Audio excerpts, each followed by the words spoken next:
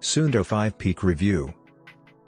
Suunto has just upgraded its current Suunto 5 multisport GPS watch with the more modern and classy Suunto 5 Peak. This follows the release of the Suunto 9 Peak last summer, refining the look of the watch while adding some hardware and software enhancements. The attraction of this Suunto 5 sequence is that it is essentially an entrance to a state-of-the-art multisport watch at a much lower cost. This attains at nearly identical software features to the flagship-level Suunto 9 series, sans barometric altimeter, and touchscreen, but still offers ample battery life, reaching up to 100 hours of GPS recording. The Suunto 5 Summit has an innovative wireless firmware updating option in addition to the just now previous tour mode with 100 hours of battery life. To state it differently, this is generally a corrective equipment alteration, however one that as well as many others have welcomed. In addition, the cost is indistinguishable, settling at an ideal spending plan triathlon watch. The Suunto 5 Peak predominantly experienced an adjustment in its physical design, instead of a renewal in the inside machinery or characteristics. The most noteworthy dissimilarities between this and the Suunto 9 series involve no barometric altimeter,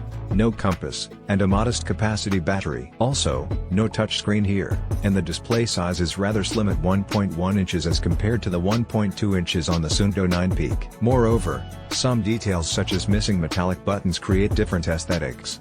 Despite this, both units are produced in Finland. The watch itself and a small pile of papers are enclosed in the package, as well as a Suunto charging clip. This type of clip is similar to those used for older Suunto models but not for the newer magnetic ones. Reviewing the papers provided, it's unlikely anyone will follow their advice to not do anything stupid with the watch, which of course, everyone will promptly ignore. This initiative will explore the main non-sport elements of the watch, aspects such as daily usability, full-time activity monitoring, key areas of the phone app, and its physical features. Initially, the device has 5 keys, 2 placed on the left section and 3 on the right-hand side. The buttons are simple to make use of, even with biking gloves on, and give off a pleasing feel. They're made of plastic, rendering them less luxurious than the metal buttons on the Suunto 9 Peak. The major drawback of the Suunto 5 Peak when juxtaposed to virtually any other watch is the interface. And as one can observe, it is fairly minuscule when compared to the entire watch dial. Suunto has been utilizing this same trite screen for a long time and ought to put an end to it.